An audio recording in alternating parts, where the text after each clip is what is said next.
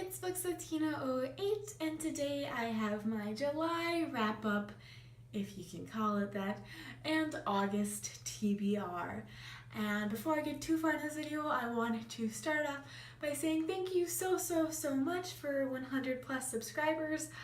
I meant to mention that in the last video and it just went over my head. I actually reached 100 subscribers while I was out of town at a camp. So I wasn't able to film this video sooner and post that. Thank you. So thank you here. Also be on the lookout from a collaboration with me and Simply Jules, who also just reached 100 subscribers, and I'll link her stuff down below. Go check her out. Really cool. Anyways, onto this video. It shouldn't be too long because I had a very bad reading month in July, but oh well. So the first book I read in July, which is also the only book I read in July because I went through that bad of a slump, was Six of Crows by Leigh Bardugo. I really ended up enjoying this book. It took me a very long time to read, over 2 weeks. I actually started in June and finished it like on the 18th or something of July. So yeah, it took me a long time to get into it, and I didn't care for it at first, but I ended up really loving it and falling in love with the characters. I didn't do a review on this, but I'm giving it 4 out of 5 stars on Goodreads. And the second book comes out in like September, I think, and I'm very excited for that, and I'm definitely planning on reading it, like The Crooked Kingdom. And I think if it didn't take me as long to get into it as it did, I would have given it 5 stars, but it took so long and just so long to read, which I think was also partially because I was in a bit of a slump. So that was it for my July wrap-up, very quick. For August, I have 4 books I want to read / finish. This is more of like a kind of a little bit of a list to choose from. I do think and hope, I guess, that August will be a better reading month for me because July was just such a slump, and I think I kind of am out of it because I haven't read really at all. So I want to get back into that. I do start off and go back to college and move into my apartment like in 2.5 weeks. So that's going to definitely not going to be able to read any of that time because I'm marching band and we have camp all day and I'm going to be exhausted afterwards. But up until that point, I have a week left of working, and then I go on vacation for a week to California. And I'm going to be on a plane for a little bit of time, so I think I'll be able to read. And so hopefully I can get through at least some of these books.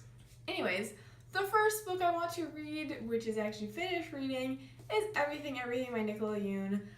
I've been working on this book for a very long time as well, basically ever since I finished Six of Crows. I did not bring it when I went on vacation, and since I got back I've been really busy and I've only been able to read once from here, and that was I think I read 60 pages, so not too bad, but I'm still just barely halfway through it. So I could definitely finish this tonight if I wanted to. I don't know, I just forced myself into these contemporary books, and I just am not a big contemporary person, and I thought I would enjoy this, and it's okay. I don't know, it's just, I really like those books that have fantasy, dystopian, non-normal life elements, and I'm just not getting that from this, and I just don't really find it that entertaining. The second book on my TBR is a book I've wanted to read for a long time, and everyone's like, oh my gosh, why haven't you, how have you not read that? And that is City of Bones by Cassandra Clare. This book a long time ago. I'm a little hesitant about reading it because then if I read it and I enjoy it, then I'm going to want to read all the other books, and I don't have time for that, but if I enjoy it, it can get me out of my slump, and then I'll want to read more books, so maybe I should read it. It's kind of a big book, but it's paperback, so I think I might be bringing this one definitely to California because I'm if it gets messed up, I won't feel as bad as a hardcover one. And I'm sure you guys know what this book is about, so yeah. The third book I want to read in August is Tremor by Carmen. I read the first book, Pulse, way back when I got this book 2 years ago, I think.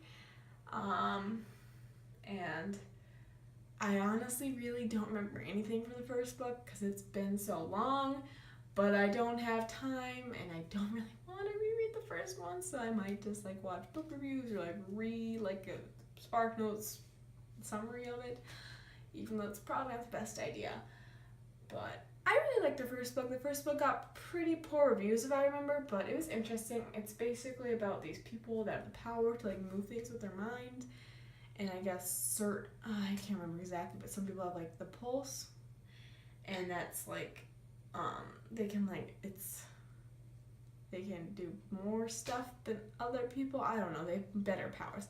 I'm not 100% sure, but basically there's like four or five people that have it, and there's like these two good people, and then the two bad people, and something's gonna happen.